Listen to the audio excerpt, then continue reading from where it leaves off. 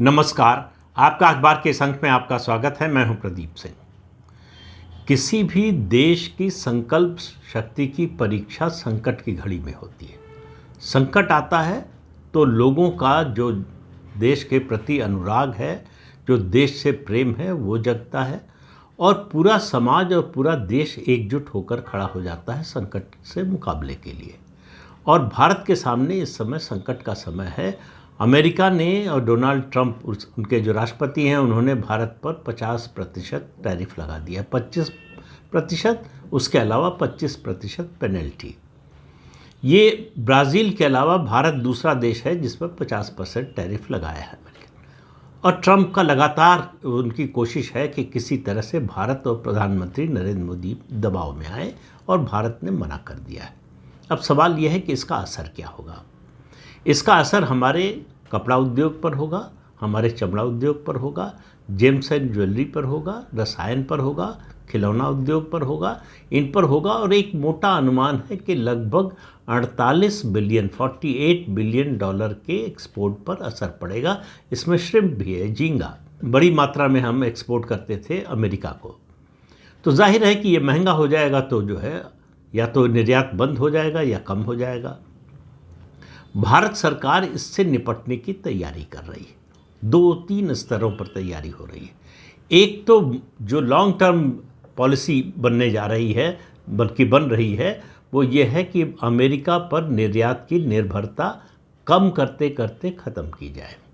दूसरा, नए बाज़ार तलाशे जाए।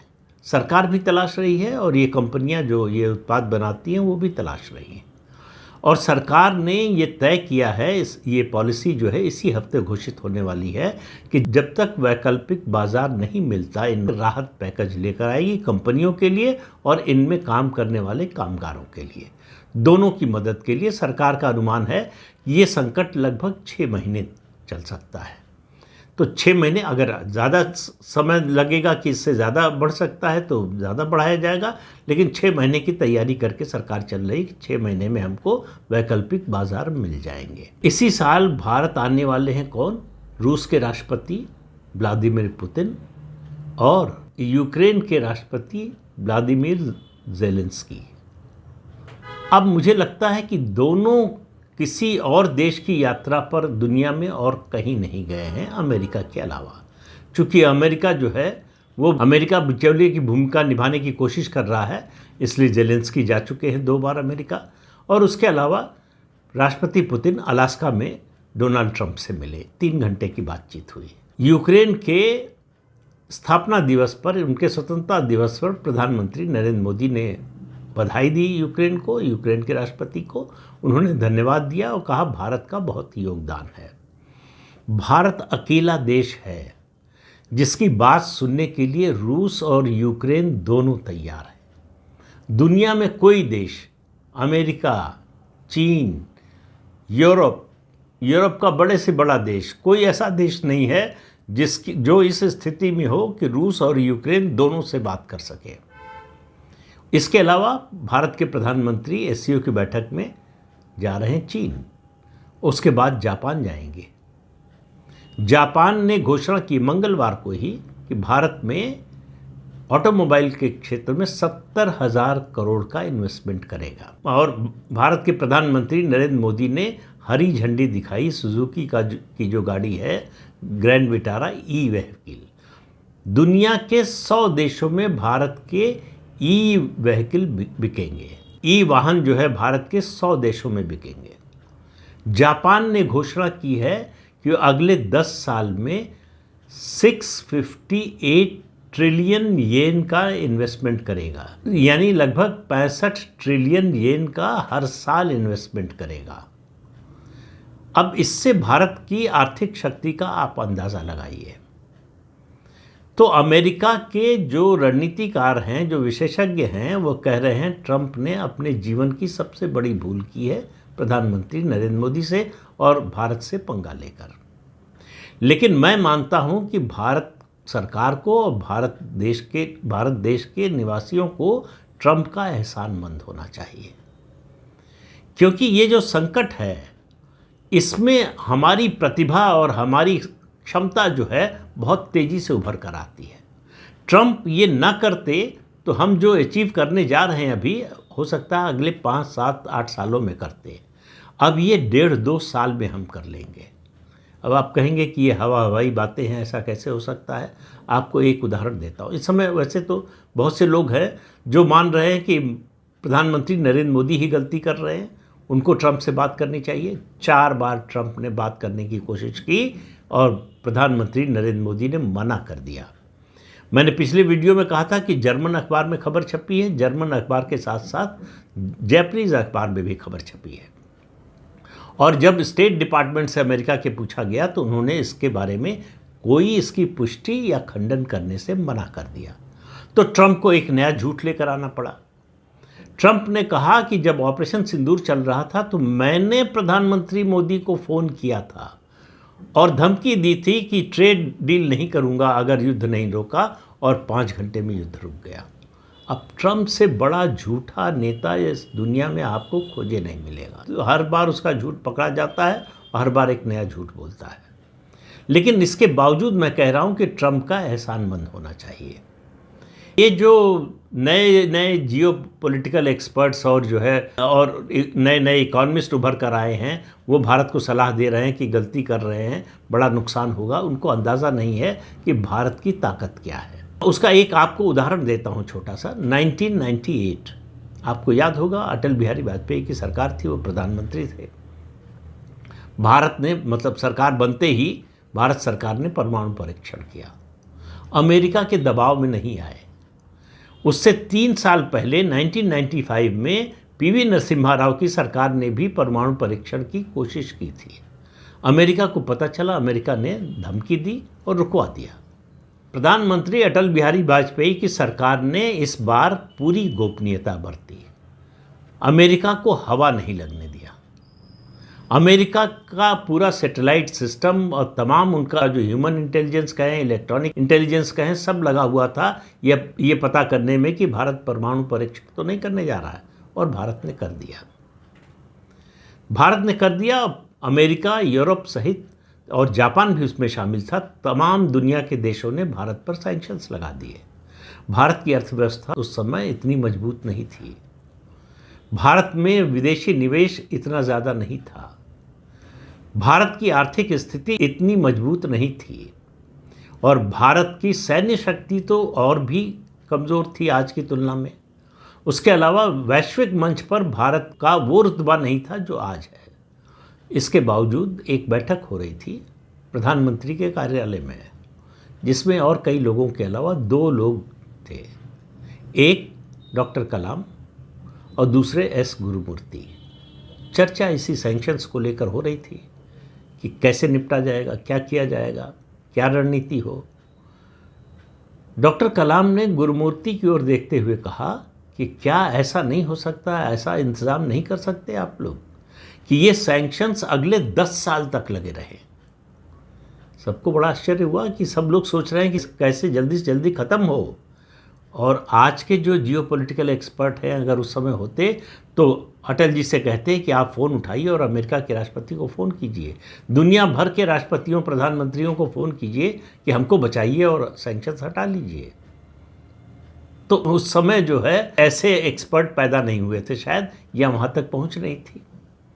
अब जो है सोशल मीडिया आ गया है तो ऐसे एक्सपर्ट्स की जो है बात लोगों तक पहुंचने भी लगी है, लोग बोलने भी लगे हैं। लेकिन 4 बार फ़ोन करने के बावजूद ट्रंप से बात करने से मोदी ने मना कर दिया। इसको कहते हैं आत्मसम्मान, इसको कहते हैं देश का स्वाभिमान, कि ऐसे झूठे आदमी से, ऐसे धोखेबाज आदमी से बात नहीं करेंगे, क्योंकि ये बात करने के बाद उसका किस तरह से फ़ायदा उठाएगा ये मालूम नहीं है। तो ये भरोसे के काबिल नहीं है, इसलिए बात नहीं किया। इसलिए नहीं कि बात करना नहीं चाहते, इसलिए कि विश्वास नहीं है, विश्वास की वो डोर टूट चुकी है।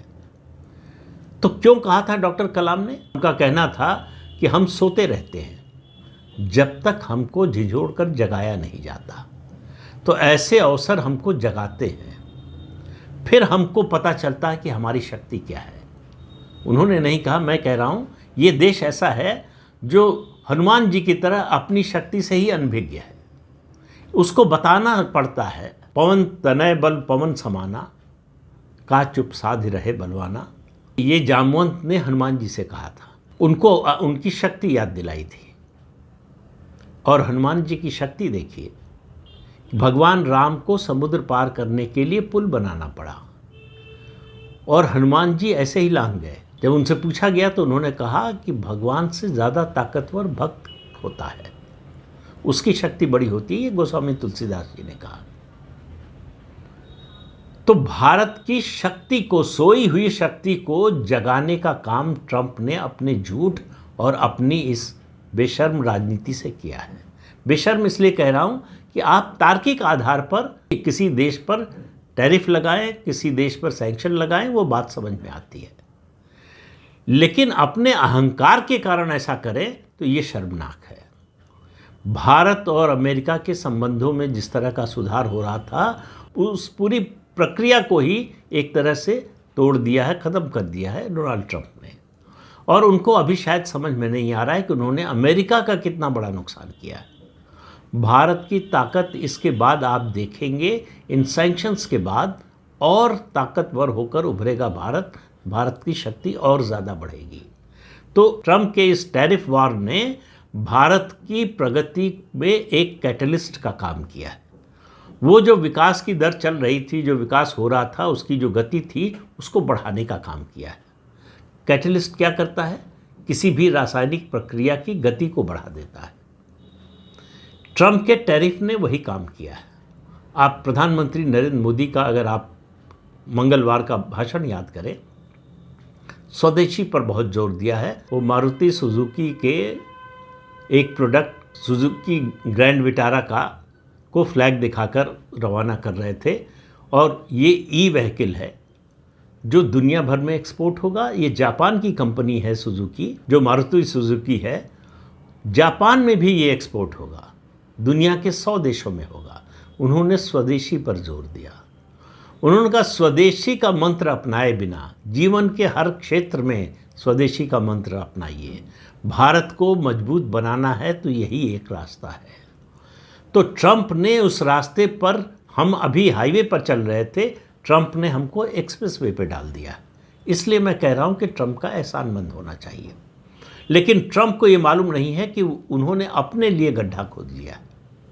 दुनिया के तमाम देशों को समझ में आ रहा है कि ट्रंप जो कर रहे हैं उसका नुकसान किसे होने वाला है। तो कुछ देश बोल रहे हैं, कुछ चुप्पी साधे हुए हैं, कुछ तमाशा देख रहे हैं। देखें ये ट्रंप का तमाशा कब तक चलता है। और अमेरिका के लोगों को समझ में नहीं आ रहा है कि करें क्या।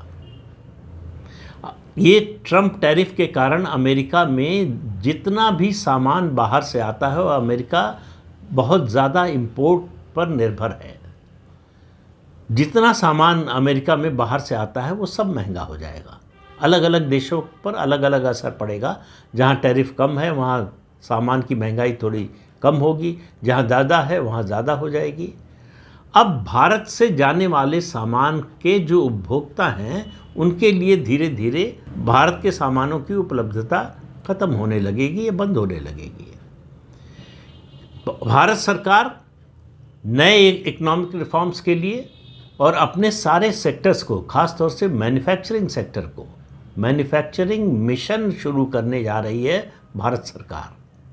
आप समझिए कि कितना बड़ा एहसान किया है डोनाल्ड ट्रंप ने भारत पर। अगर वो ये सब न करते तो शायद हम ये सब काम 2, 3, 4, 5 साल में करते। अगले 1-1.5 साल में आप जिस तरह से डिफेंस के सेक्टर में भारत की नई नई उपलब्धियां सुन रहे हैं पिछले इन्हीं 2 महीनों में, उससे आपको अंदाज़ा लगेगा कि भारत कितनी तेज़ी से तरक्की कर रहा है। अब युद्धपोत के मामले में हम आत्मनिर्भर हो चुके हैं। मंगलवार को ही 2 युद्धपोतों का जलावतरण हुआ है। अब हमने विदेशों से युद्धपोत खरीदना या विदेशों में बनवाना बंद कर दिया है, सब स्वदेशी हो गया है। और ये जो फ्रिगेट हैं, ये जो युद्धपोत हैं, इन पर सब पर 50-50 ब्रह्मोस तैनात हैं। ब्रह्मोस मिसाइल, एक बार ब्रह्मोस का उसने पाकिस्तान, चीन और अमेरिका तीनों को हिला दिया था। अमेरिका और ट्रंप उस झटके से अभी तक उबर नहीं पाए। उनको समझ में नहीं आ रहा है कि भारत ने ये क्या कर दिया और कैसे कर दिया। तो उसका बदला लेना चाहते हैं डोनाल्ड ट्रंप और वही काम कर रहे हैं। वो बदले की भावना में पूरी तरह से अंधे हो चुके हैं, उन्हें अपना हित भी दिखाई नहीं दे रहा है। तो ट्रंप ये जो कर रहे हैं, आप मानकर चलिए कि हमारे लिए 6 से 8 महीने का कष्ट का समय है। हमारे कुछ उद्योगों के लिए संकट का समय है और उनके कामगारों के लिए, लेकिन उनके समर्थन में, उनकी मदद में भारत सरकार खड़ी है। उनको कोई दिक्कत न होने पाए, उनका रोज़गार न जाने पाए, उनका व्यापार न बंद होने पाए, इसके लिए भारत सरकार खड़ी है। और इस संकट से जब हम उभरेंगे तो और शक्तिशाली होकर उभरेंगे। ये मेक इन इंडिया, स्वदेशी जो है, उसकी भावना देश में और तेज़ी से पनपने और फलने फूलने वाली है। भारत की अपनी ताकत, विदेशों से ली हुई ताकत नहीं, वो और ज़्यादा बढ़ने जा रही है। 1998 में हमारा विदेशी मुद्रा का भंडार बहुत थोड़ा था, आज जहाँ है उससे कोई तुलना ही नहीं है। तो ये जो लगभग अनुमानित $48 बिलियन का नुकसान हो सकता है एक्सपोर्ट का, उसको बर्दाश्त करना हमारी इकॉनमी के लिए कोई बड़ी बात नहीं है। ये तात्कालिक संकट है जिससे हम और मजबूत होकर उभरेंगे। तो इस बात के लिए फिर कह रहा हूं कि ट्रंप का एहसानमंद होना चाहिए। ट्रंप को अंदाज़ा नहीं है कि उन्होंने भारत का कितना बड़ा फ़ायदा कर दिया। उनका लक्ष्य था भारत का नुकसान करने का, लेकिन उन्होंने भारत का बहुत बड़ा फ़ायदा कर दिया है। ये समय आने पर उनको पता चलेगा और पूरी दुनिया को पता चलेगा। दुनिया के तमाम देशों की ये बात समझ में आ रही है। शायद ट्रंप को समझ में नहीं आ रही, लेकिन आएगी। जब सामने आएगा, नतीजा सामने आएगा, तब समझ में आएगी। तो इस अंक में इतना ही। अगले अंक में फिर मिलेंगे किसी नए मुद्दे के साथ। तब तक के लिए अनुमति दीजिए। आपसे अनुरोध है कि ये चैनल देखिए, शेयर कीजिए, लाइक कीजिए और सब्सक्राइब ज़रूर कीजिए। नमस्कार।